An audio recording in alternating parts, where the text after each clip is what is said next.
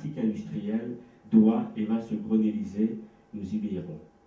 Aujourd'hui, la préoccupation environnementale est classée parmi les 3 préoccupations importantes des Français. Quel est l'objectif de l'étude?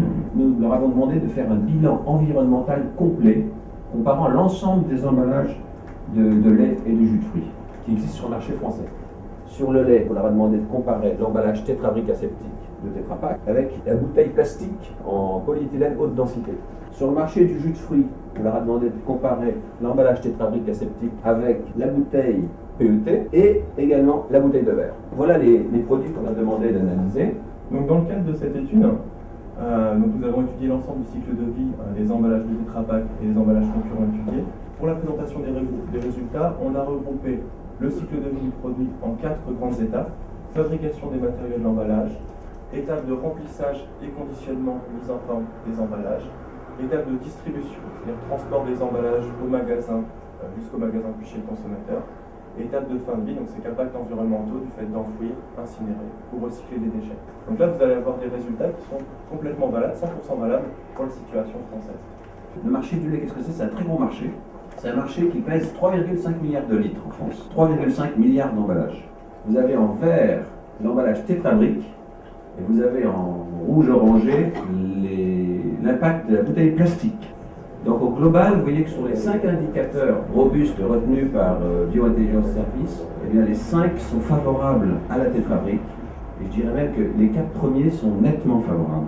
Contrairement à ce que tout le monde pouvait croire jusqu'à présent, ce n'est pas parce qu'un emballage a un fort taux de recyclage qu'il est écologique.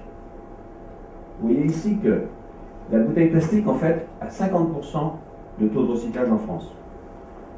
Les emballages Tetra Pak ont 30% de taux de recyclage. Mais pour autant, vous voyez le total ici, la bouteille plastique ressort comme étant beaucoup plus impactante. Donc ça, c'est un focus sur le réchauffement climatique, puisque comme vous savez bien, le réchauffement climatique, c'est l'enjeu majeur pour les politiques et pour les consommateurs. C'est vraiment la préoccupation numéro 1 des Français. C'est la première étape, en fait, qui est déterminante dans l'impact global des emballages sur l'environnement. C'est l'étape de la fabrication des matériaux et l'importance de l'origine des matériaux qui constituent l'emballage est capitale. La tétrabrique a 75% de carton, issu du bois, issu de forêts renouvelables et renouvelées. Et ça, c'est un atout environnemental considérable pour nos emballages.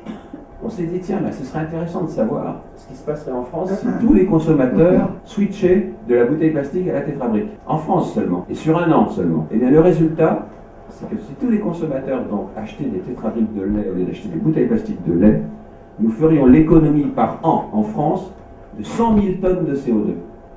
Comme si on faisait 16 000 fois le tour de la Terre en voiture. Donc on en arrive maintenant au marché du jus de fruits. Vous avez toujours en vert comme référent un indice 100, l'emballage tétrabrique, en orange la bouteille plastique et en bleu la bouteille de verre. Contrairement à ce que pensent tous les consommateurs ou la plupart des consommateurs, et ce que pensent beaucoup d'ONG, la bouteille de verre est l'emballage le moins écologique. La bouteille de verre est lourde. La bouteille de verre fait plus de 300 grammes. Elle est 10 à 15 fois plus lourde qu'une tétrabrique. Et ça, c'est un impact colossal dans le transport. Vous savez que pour transporter 1 million d'emballages vides en rouleau de tétrabrique, il faut un seul camion. Pour transporter 1 million d'emballages, la même quantité d'emballages, en bouteille de verre, il faut 26 camions.